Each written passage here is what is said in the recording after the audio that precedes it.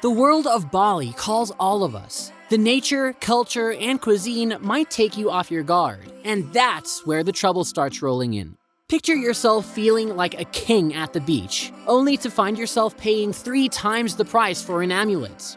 That's just one example, along with another 10 ways Bali scams first-time travelers. Don't worry, I've got your back and have rounded up some ways you can outsmart being scammed. Number 10. Unofficial money changers. Hey, when it comes to exchanging money in Bali, you gotta be smart to avoid those sneaky scams.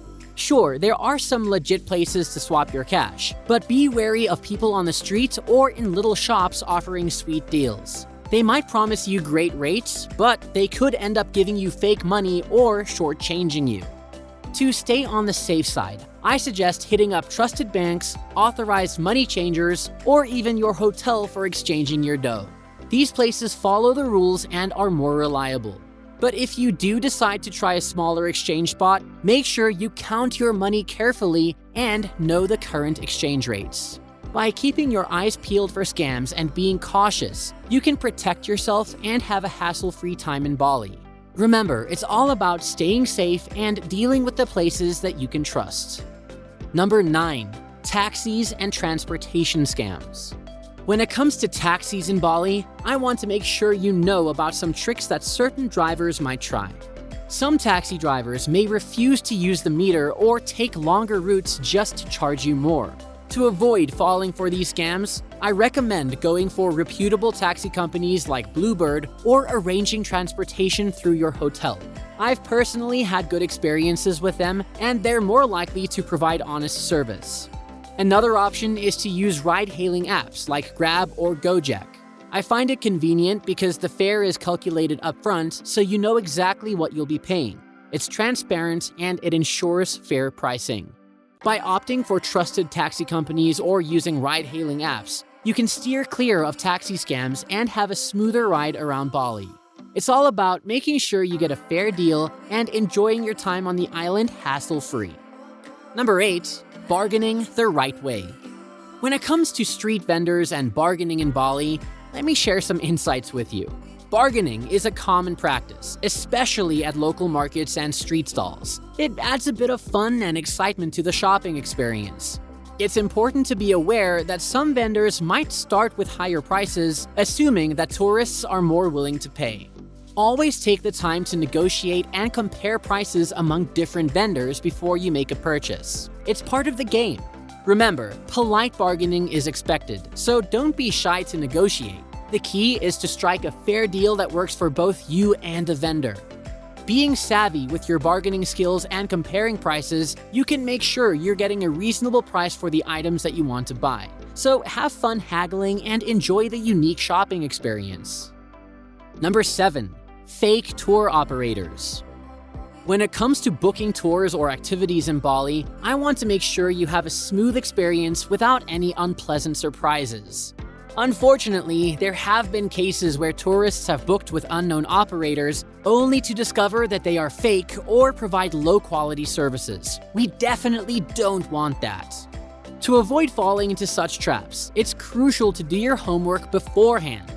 Take the time to do thorough research. Check online reviews from reliable sources to get an idea of other travelers' experiences. It can be helpful to ask for recommendations from trusted friends, family, or fellow travelers who have been to Bali before. Another great option is to book through reputable tour agencies that have established a good reputation. If you come across a tour or activity operator that you're unsure about, don't hesitate to ask for references or reach out to your hotel for guidance. They often have valuable insights and can steer you in the right direction. By investing a little time in research and seeking recommendations, you can ensure that your tour or activity in Bali is legitimate and lives up to your expectations. It's all about having a fantastic and worry-free time exploring the beautiful island. Number 6. Beware of rental scams. When it comes to renting motorbikes in Bali, I want to make sure you stay away from any potential scams. Unfortunately, there have been reports of tourists encountering rental scams on the island. But don't worry, I've got some tips to help you avoid them. First and foremost, always rent from reputable agencies that have a solid reputation and positive reviews. Stick with well-established rental companies to minimize the risk of encountering any fraudulent practices. Before finalizing a rental, take the time to thoroughly inspect the motorbike for any pre-existing damage. It's a good idea to document the condition by taking pictures as evidence. This way, you can protect yourself from false claims of damage upon returning the vehicle. Additionally, make sure you understand the terms and conditions of the rental agreement. Pay attention to aspects such as insurance coverage, liability for damages, and theft. Being aware of these details will give you peace of mind and help you navigate any unexpected situations. By renting from reputable agencies, inspecting the motorbike, and understanding the rental agreement, you can minimize the chances of falling victim to rental scams. Enjoy your time exploring Bali on two wheels, knowing that you've taken the necessary precautions for a hassle-free experience. Number 5. Unfair temple donations. When it comes to temple visits in Bali, I want to make sure you make informed choices about donations.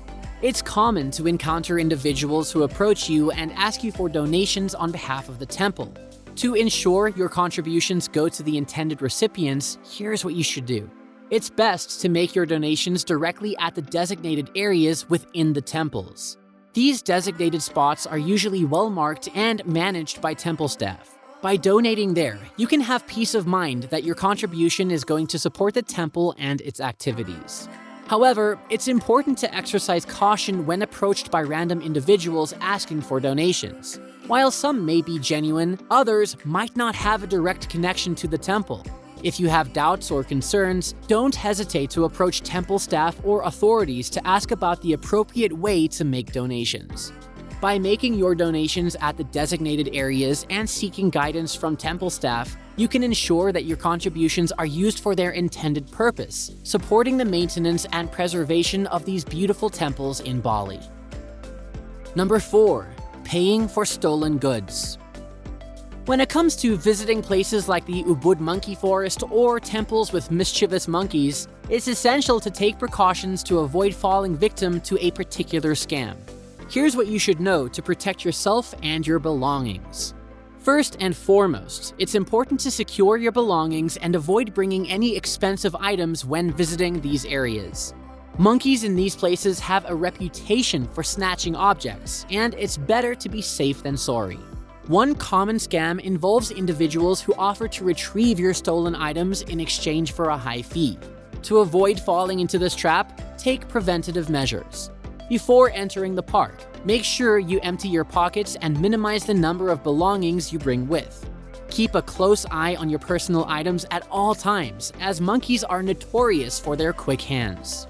By being proactive and cautious, you can significantly reduce the risk of having your belongings snatched and falling victim to a scam.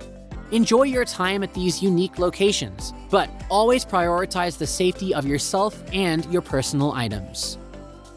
Number 3. Persuasive sellers at beaches. Let's talk about the beach scene in Bali, especially at places like the famous Kuta Beach.